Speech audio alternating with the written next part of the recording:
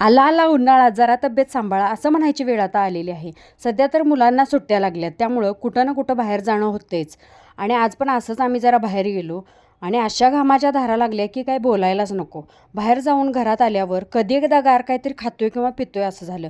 मग काय, जरा फ्रीज उघडून बघितला. फ्रीजमध्ये काल रात्रीच लावून ठेवलेलं मलई दही होतं. एका भांड्यात दही काढून घेतलं, 4-5 चमचे साखर घातली, थोडंसं मीठ आणि वेलची पूड घातली आणि चांगलं घुसळून घेतलं.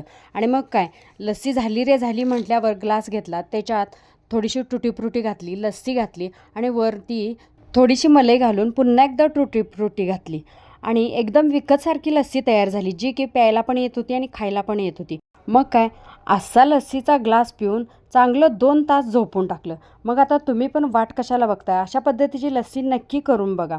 आणि लस्सी पिऊन झोपून टाकायच्या आधी माझी रेसिपी आवडल्यास लाईक करा, शेअर करा आणि चॅनलला पटकन सबस्क्राईब करून घ्या.